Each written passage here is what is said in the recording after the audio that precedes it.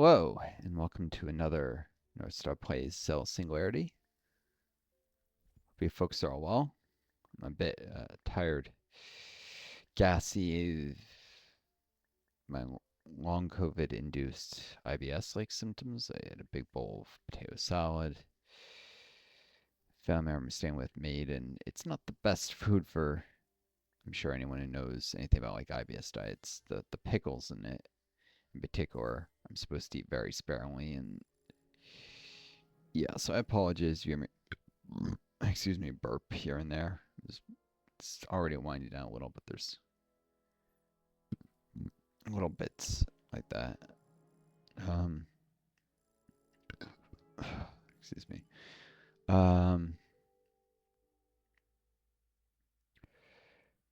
just working through the philosophy explorations I was saying. Interesting. I'm just working my way up towards. I think one of the next things is what there's cosmology, skepticism, right to revolt. Thought that one caught my eye because I was having an argument with same said family member recently about how nothing could ever take away human beings' right to revolt. Doesn't matter if the government makes it illegal.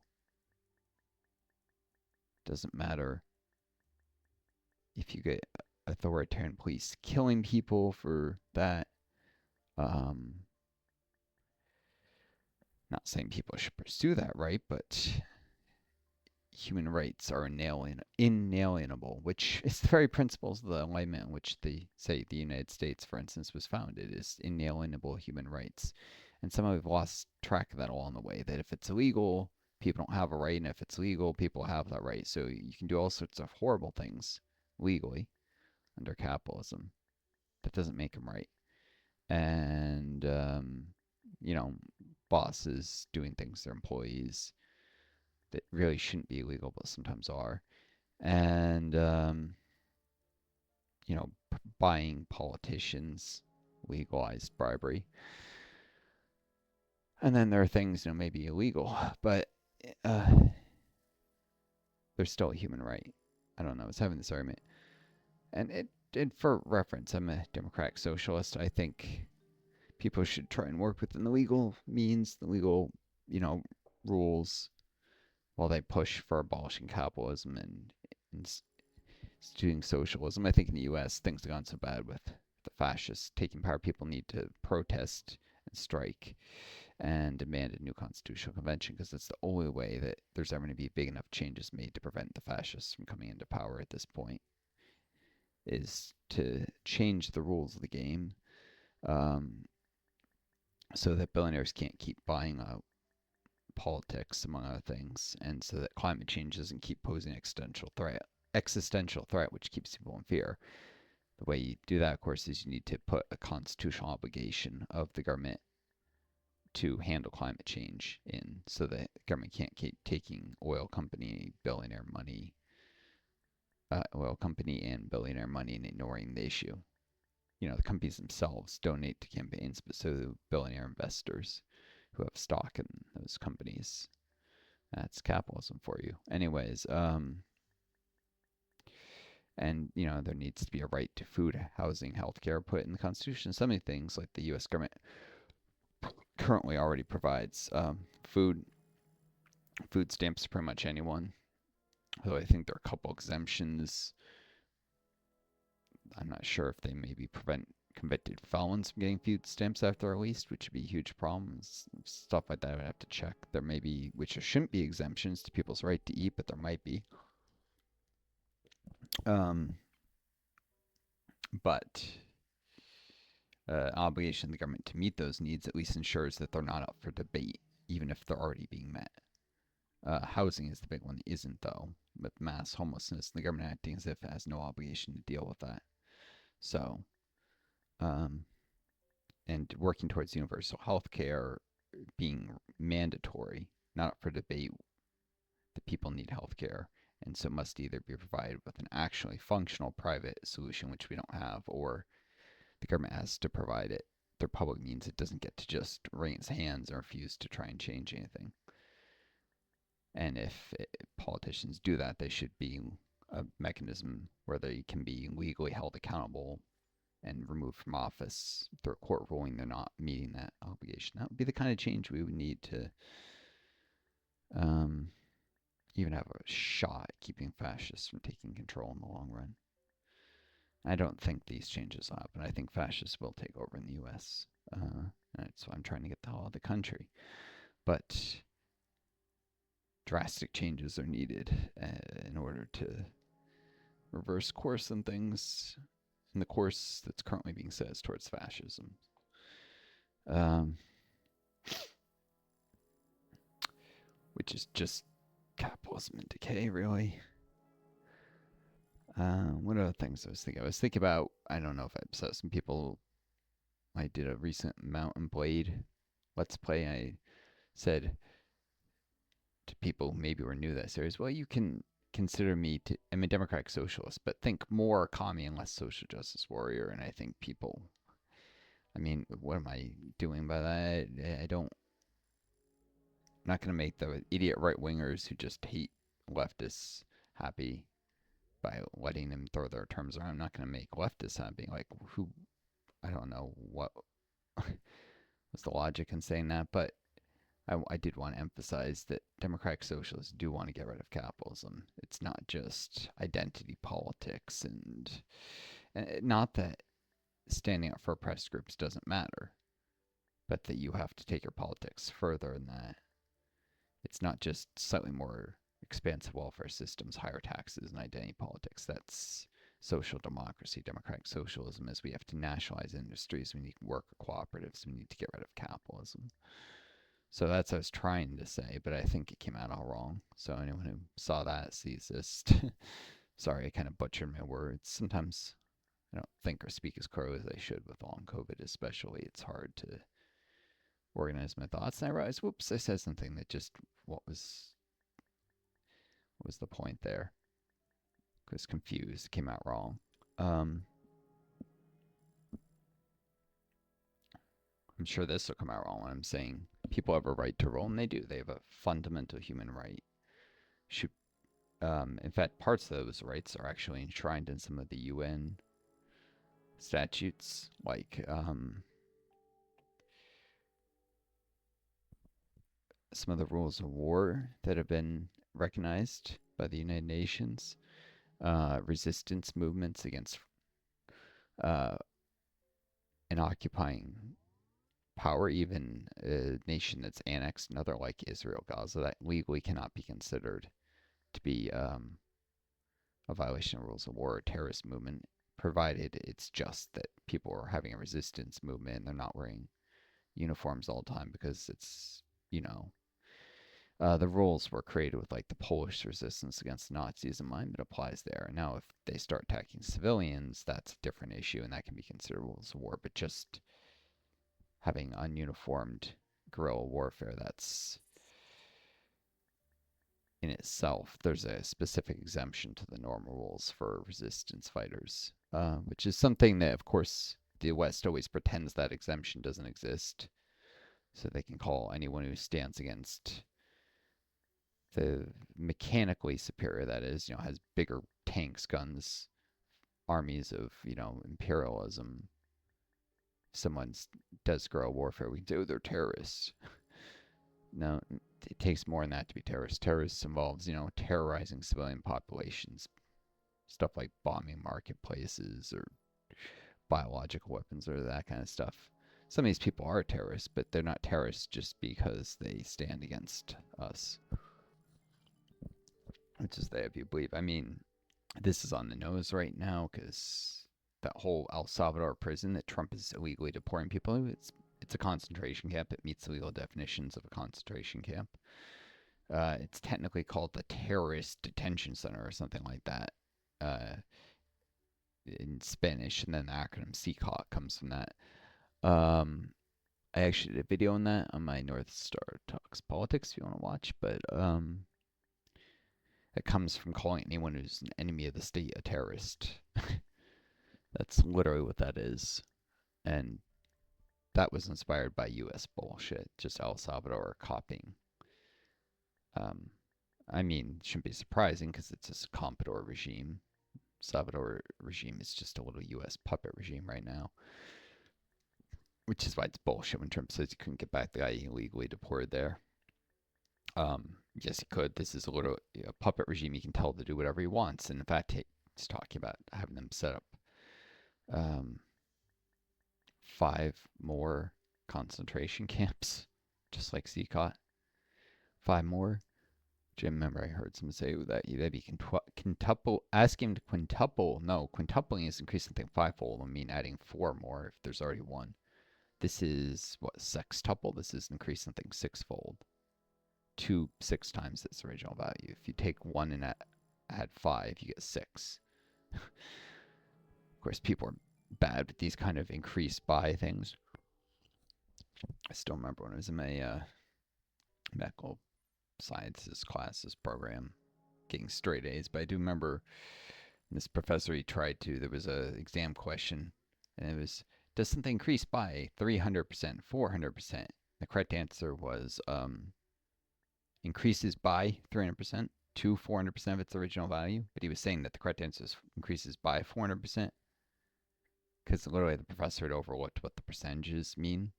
But then he was saying there, stand by it, even though he acknowledged that the correct value should be 4 times the original. And I literally pulled up a dictionary definition. I'm like, when you say something increases by 300%, it means you take 100% and add 300% to it, and you now have 400. But some people are so stubborn, and if they have power, then they can just ignore what you say, even if they're completely wrong. Still got an A in the class, but this professor, I should not have had to fight him on this. And he refused to get the points back or accept the answer. And even though he was clear wrong, so it's like, or no, maybe there was a different problem. He made some excuse to save face. I forget if maybe he decided to invalidate the question because there was some other issue with it. But, you know, saving face rather than admitting he was mistaken. Um,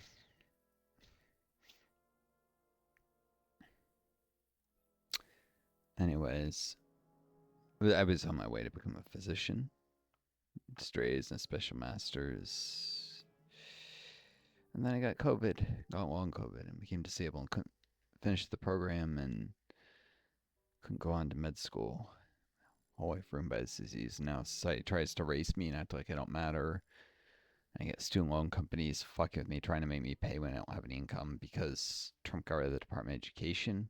So they weren't dared done this before, but now there's no one to. I mean, he hasn't actually gotten rid of them yet, but he's trying to, and they're under siege and they're distracted by just trying to survive. So you get loan companies pulling bullshit where they say they don't have proof of my income when I already give them proof of my income, and I can send it to them 6 times and it won't matter. They're just trying to prove my lack of income, rather. Which if you don't have income, you don't have to do tax returns. So tax returns are obviously not the correct form for that. It's a self-certified letter saying you don't have income, which it even says in the letter they sent me. But then I send that and they'll pretend it doesn't count, even though their own letter says that's the correct thing to send. It could be incompetence, but never attribute to incompetence what can be described to malice. Which, yes, I know is turning the saying, never ascribe to malice what can be attributed to incompetence on its head. But these corporations are not incompetent. They're very competent. They're doing what they can to meet goals that are fundamentally in opposition to what's right. So don't trust the fuckers. Um, yeah. But how far we've come in the U.S. from Thomas Jefferson saying the tree of liberty must occasionally be watered by the blood of revolution. From that to arguing that people at least have the right to protest and that it's not treason to protest and demand a new constitutional convention. And in fact, the law protects such protests, which it does. But, I mean, Jefferson could see our rhetoric in the country has changed now. Cut American public has become probably be shocked and say, screw this. The whole I don't know, the whole system would be have been designed differently from the beginning, or he would have tried to do that. At least there are forces that would have run opposed to him. In that, but all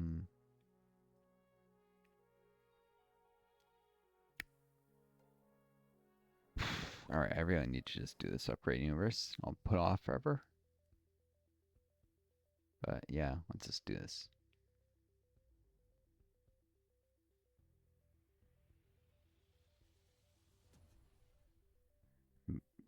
Putting off till I upgrade that level of whatever the galaxy, something galaxy, drama or whatever. The old rule holds: mass is destiny. Large galaxies dominate, and small ones are swallowed up. The Milky Way is big, but Andromeda is bigger. We are headed for an all-consuming embrace. Together, we will become even more formidable. Such is the power of attraction. God, is this some nonsense about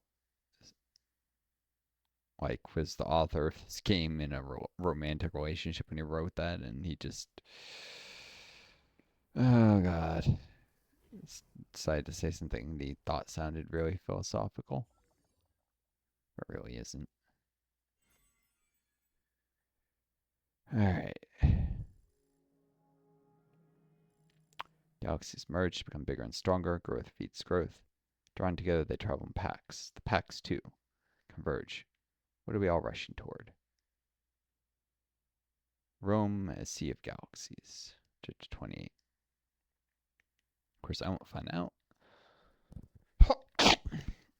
what so-called lesson there is from this for a long time.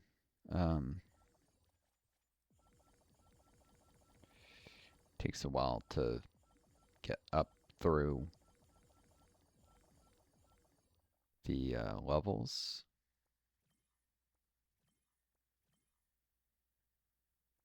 Grab Russell's T-Spot, Vesta Series, Europa, Pioneer 10, Titan, Oncoides,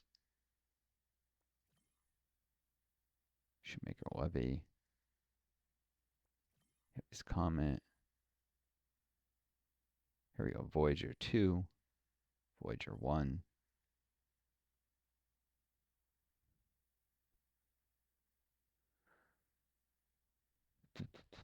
Looking for more things. There's Pioneer 10. Was there a Pioneer, different Pioneer one in here? This is just 10. What's this 10?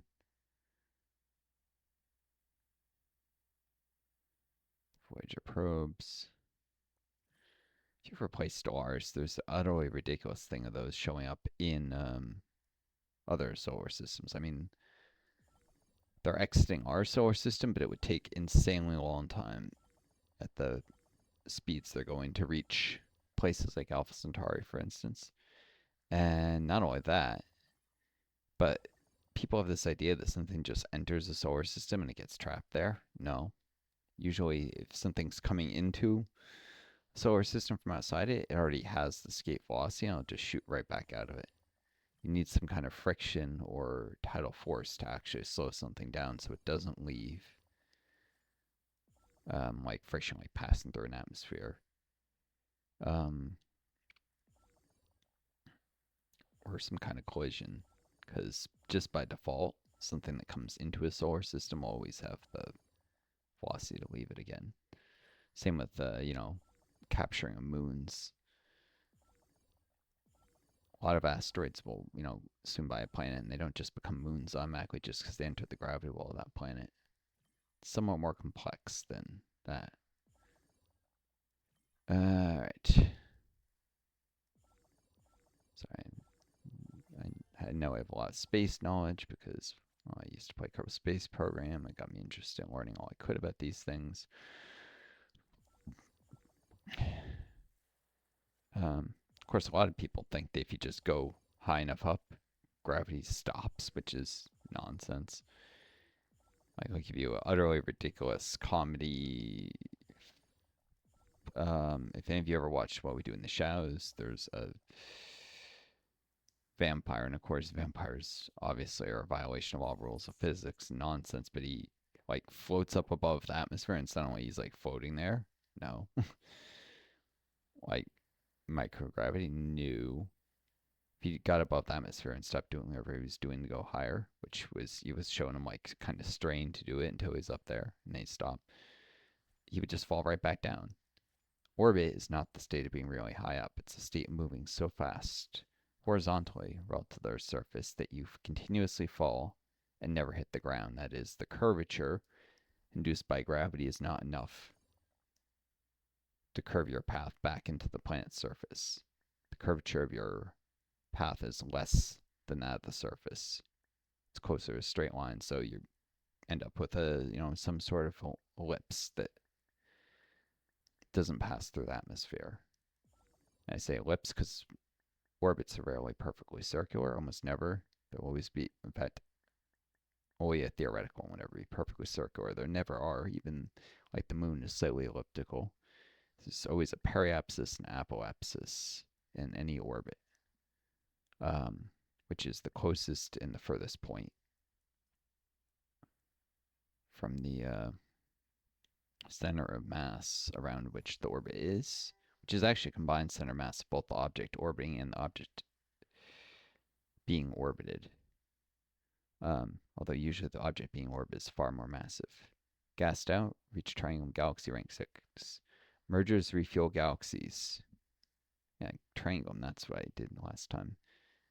Mergers refuel galaxies, injecting gas in night stars, but all galaxies one day run dry and become infertile.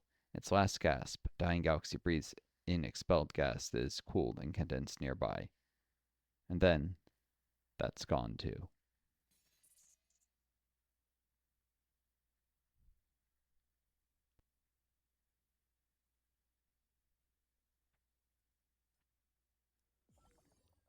You know why this is speculation? Because, the universe hasn't really been around long enough for a lot of these things to happen.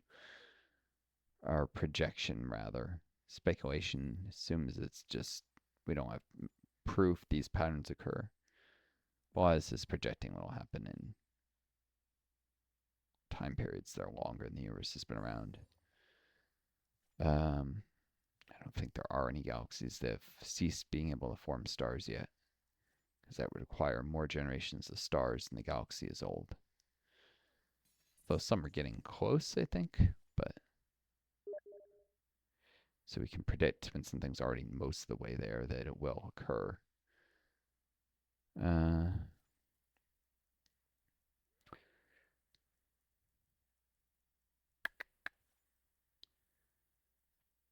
all right. I was asking about doing a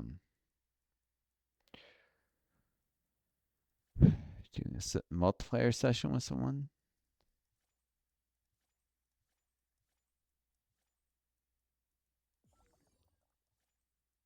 Boom, boom. Just grabbing these notes.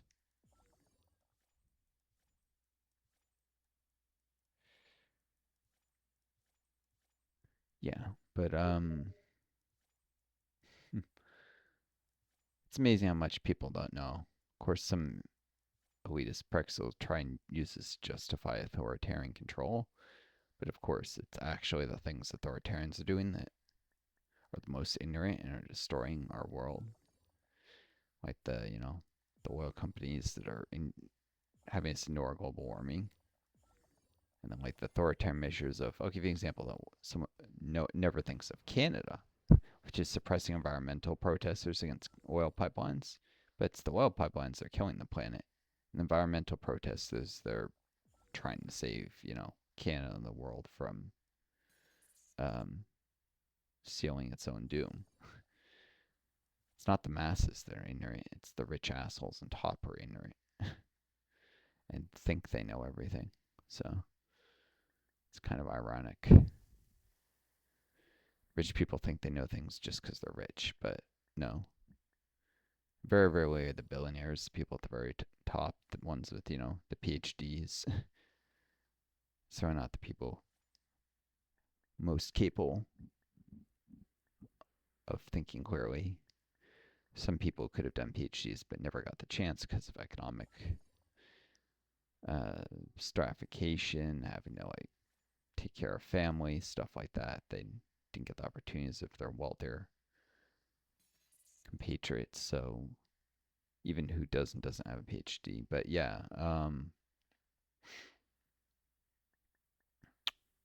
but generally speaking, it's not billionaires. Same with PhDs.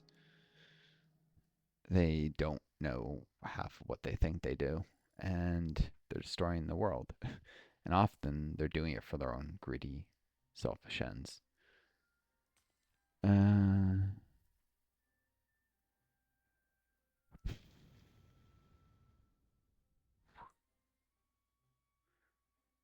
I refuse to end the Stegosaurus in that particular number, which shows up way too often in this game. I'm convinced the dev who made this game had some problematic political views.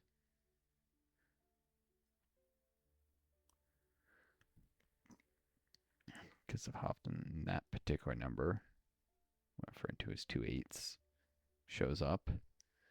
For those who don't understand, that's a neo-Nazi hate number. So,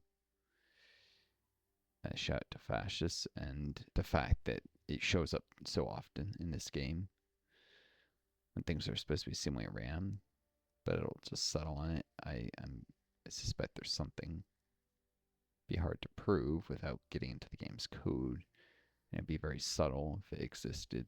Oh, something that made that number show up more than it should, but yeah.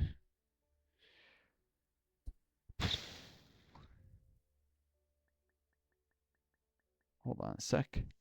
Just sending a Steam message.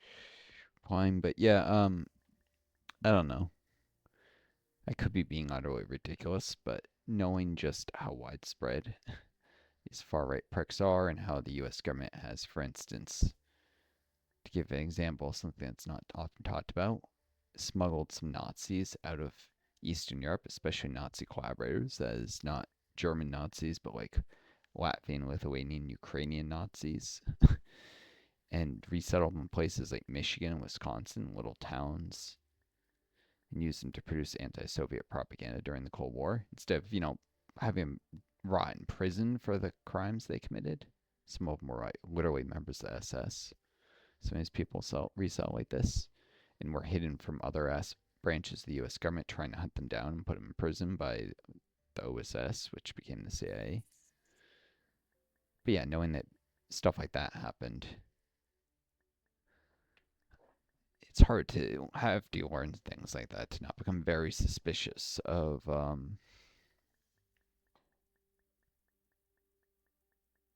lot of things you might not have otherwise.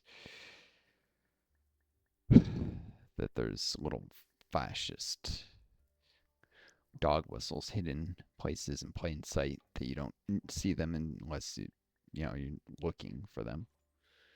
Um, it's a discussion of that particular thing of the some of the neo Nazis who were resettled in the Midwest, actually, in the book Fraud, Famine, and Fascism, which talks about some of the neo Nazi propaganda that was applied to the Holodomor, which is a historical event that happened and people died. But there were things that happened with exaggeration of the death tolls. And I mean, you get some people who say 6 million people starved, which is not the accurate number. The generally agreed upon number, I think, was 3.5 million. So if someone's saying 6 or 7, view that with a grain of salt. And not only that, but consider whether that person might not actually be a Nazi sympathizer or a rabid anti-communist who's not being honest with you if they start claiming numbers that high. But, exaggeration of death tolls, demonization of the Soviets, trying to give more blame to the Soviet central government than was due for what happened, because a lot of there were hate crimes and requisition of food with intention of starving people that occurred on the local level of individual local bureaucrats. That's been proven, but some of those people hanged for it, literally, like the Soviet government sent them to the gulags or killed them, had them executed for doing that. So there's a big difference between something happening with the sanctioning of a central government, which is what the Nazis would have us believe, because it was useful to have people believe that to store up anti-Soviet heat to try and make the world more okay with the Nazis invading the Soviet Union and starving to death 4.5 million Soviet civilians during the Nazi invasion and the Eastern Front, Operation Barbarossa, and everything occurred after that as part of the early stages of the Nazi hunger plan. 4.5 million more than died in the Holomer were starved to death, and this is never talked about. Almost 1 million people were starved to death in the city of St. Petersburg, which was called Leningrad at the time, alone. Um, Mostly factory workers and a lot of non-combatant support staff who may have been like radio operators or worked in military hospitals were not valid targets for, mass murder like this. Even by the rules of war, which the Nazis had no right to invade the Soviet Union in the first place. Even soldiers died that really shouldn't have died. That was a Nazi crime. Of course, you get fascists trying to claim that Nazi soldiers who died, that was the death toll of communism, the Black Book and such nonsense. No, actually, it's the opposite.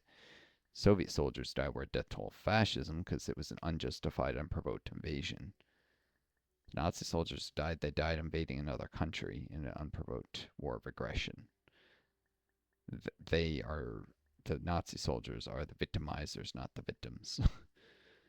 But anyways, but the Nazis knew they were going to do horrendous things in the Eastern Front before they did it. They already were planning it. I mean, Hitler literally in his Mein Kampf planned out some of these crimes. I've never read that book, but people who have looked into that particular abyss have produced small quotes from it and such that prove beyond a doubt that this was planned.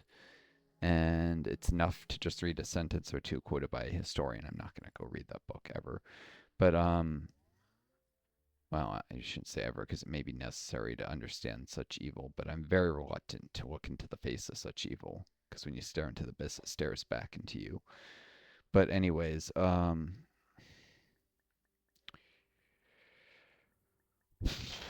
it would take a lot for me to be convinced it was necessary. Like, probably if there was a resurgent actual Nazi movement in the world, it might become necessary to understand them better. But we have fascists, but like Trump is a fascist, but he's more similar to Mussolini than Hitler, for instance.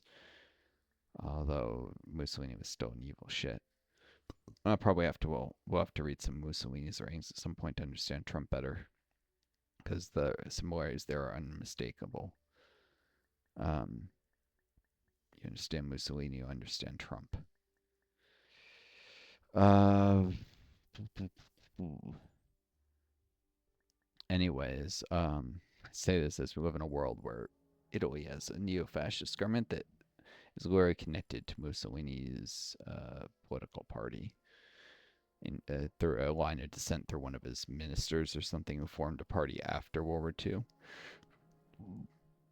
Something that should have never been allowed, but thanks to virulent anti-communism in the U.S. was. Meanwhile, they tried to ban and suppress the communist parties in Italy, which were huge. um, I don't think they actually successfully did ban the communist parties there. We'd have to double check, but they tried to. There was an effort, a push that failed to get them banned, and the OSS did equip far-right militias to go and kill communists in Italy after World War II. That happened. That's a fact. So when they couldn't, by legal means, suppress the left, they, by illegal, violent means, did. Um,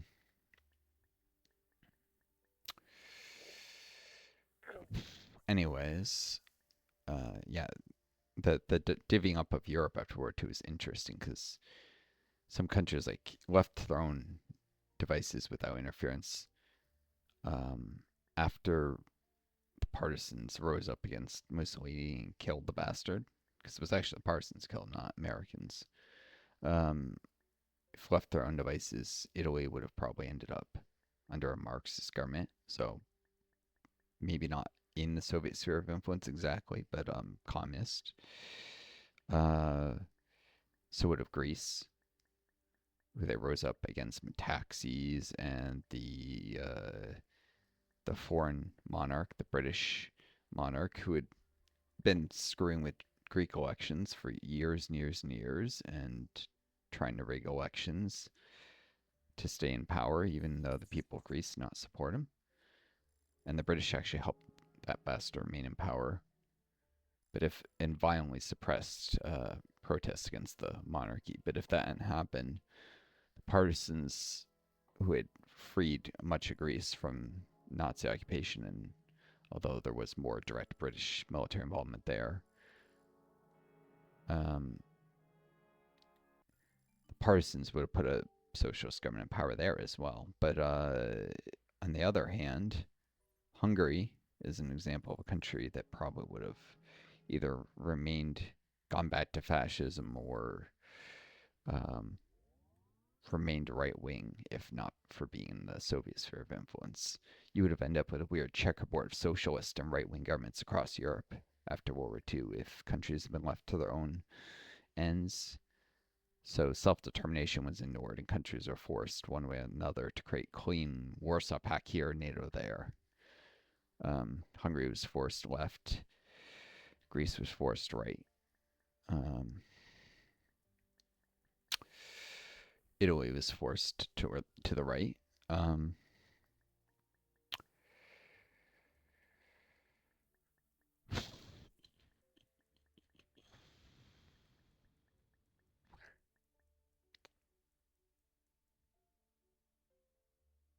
Anyways, I think about that probably more than most people because I do play Art Siren 4. And I think of the way the popular understanding of that time period is inaccurate, including what's represented in that game. But although it does, even though the game is inaccurate, it does make you think about the inaccuracies, which many people wouldn't. So I would say you probably come, if you're smart, with more knowledge, because if you are motivated to learn what's wrong about the game, um, the idea that games can't be an important tool for understanding history is nonsense. I should probably run this video up. Um, but yeah, US is going dark direction. I'm trying to get the hell out. Because personally, disabled with long COVID, I'm in a very vulnerable situation. If the government starts fucking with me, I can end up dead. Say if they, for political reasons, because I'm a political dissident, cut off my food stamps, I can end up dead. Because I'm not able to work to feed myself, like most able-bodied people are. Um, Heck, if the state government cuts off what little financial aid they provide me, I won't be able to keep a roof over my head. Same with family, but that family member is in a tough enough situation and needs financial help with me. Without it, they'd probably lose the house, and I wouldn't be able to afford rent off what the state government gives me already. And if the federal government comes after the state government badly enough, they will cut off that program. So they can't afford anymore. So yeah,